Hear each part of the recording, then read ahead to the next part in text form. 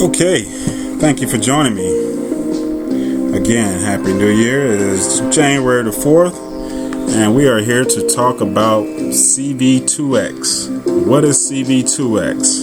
You say, why are we speaking about something, and what is it associated with, CL?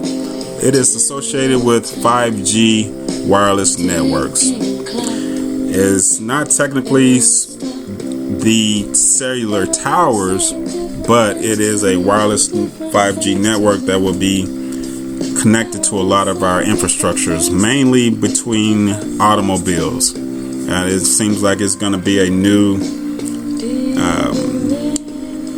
add-on addition. Well, not add-on, but more of an upgrade from our original was it 802.11 radio frequency connection that we use. Excuse me. So now we're going to another wave band here. I think this is something they're going to be trying out in Colorado. What is it called? Road X. Road X is a project that they're going to be experimenting with. And from my understanding, this CVG2X is something that let me just kind of pull up so you can see what I'm looking at here in this regard. CV2X 5G wireless, and Qualcomm is going to be one of the primary holders that's going to push this. Qualcomm connecting through, and it says that a lot of connecting through Ford Motors and Panasonic are two of the others that are going to be also associated with this here. And so, of course, I did a video on Ford and showed the stats about Ford and predictions on Ford. You might want to go and check out that video here. But we now have pulled up charts concerning Qualcomm and Panasonic here, and I want to go over this here and see. Now, there's going to be a lot of questions when it comes to the real details of this here. I just want to jumpstart the subject. I want to jumpstart future investments, something to look into, and who can be affiliated with CV2X and others that are coming out, competitors as well. And so right now, from the understanding that Ford Motors and Panasonic and Qualcomm are some of the big players here. So, and if there's any comments, any questions, any more information that we need to indulge into to really get a better feel of other investors so we can benefit from these big movements here, that's what we're here for. Okay, so I pulled up Qualcomm and I got Panasonic, and of course, like I said, I've done a video on Ford, and Ford is my videos typically, when you look at my past videos, I choose stocks that I'm expecting results 24 hours later. Okay, I might say one thing on that, but if you look at the results and look at the track record, you will see a change most likely within 24 hours, 1 week, or 35 days span period. And that's where we're at. We don't like to mess around with just random stocks. We like to pick bull stocks that are on the move right then. But in this situation here, this is more of an educational video, a research video, and again, this is for my practice purposes.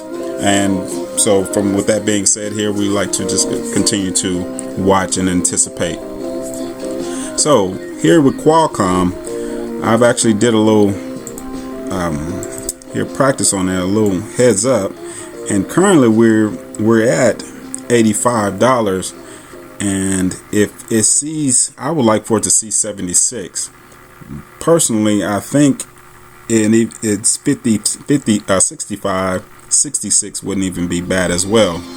Okay, so I would like for it to even see 66, 65 and hold in that period, and then look to make our way to wherever we make our way to. So if it makes its way and does that, and gets on back, and however, whatever, get on back up there, buddy. So Qualcomm is definitely on my radar. Right now, I don't concernedly choose these kind of, right now it does still look in a good buy, looks strong. We've had some good investors come in back in 2019, April the 22nd, the 15th, I'm sorry. And maybe you can look in some research and find out what happened around April the 15th, 2019. I don't know if I'm feeling that one. Let me see if I can change this up real fast here. See if we got another choice here.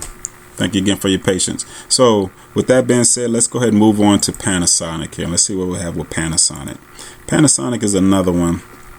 Panasonic has been in a whipsaw